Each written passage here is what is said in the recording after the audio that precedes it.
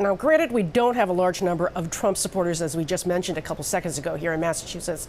But what are they most likely to do first? Put on a mask per Governor Baker's news mandate, or admit Joe Biden won? Ginny, you go first. So they'll put on a mask when all those hundreds of supporters of Joe Biden who danced in the streets yesterday put on a mask, which they didn't. They'll say Trump lost when Hillary Clinton supporters who still say she had the election stolen from her 4 years ago, when they admit Hillary Clinton lost, let's it fair is fair. Marianne, I think you have a different answer here.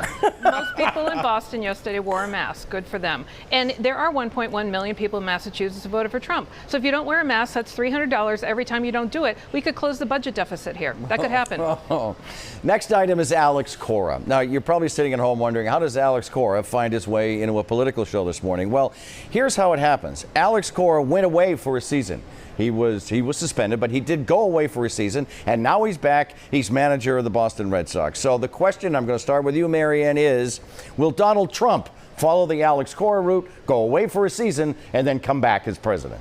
I think Donald Trump will follow the one part of Alex Cora, which is he was held accountable, paid a price, but Donald Trump's sins far in excess of what Alex Cora did. I'm not crazy about Cora coming back, but Donald Trump knows he's staring down the barrel of an awful lot of lawsuits and a lot of things like the Mueller report and everything else coming out, and that's why his pal Putin is leaving office too. Ginny. You know, it really depends on Joe Biden, interestingly enough. Is he going to govern as he says he is, by listening to the 70 million plus people who voted for Donald Trump as well, to actually understand why they voted for Donald Trump?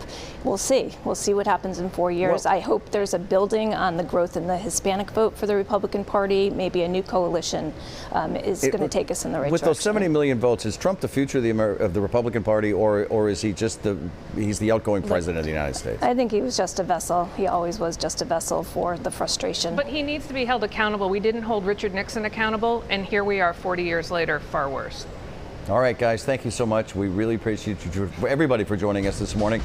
Ginny, Marianne, Wu, great to see you folks. Thank you. And remember, stay safe, stay healthy, and every Sunday we go on the record.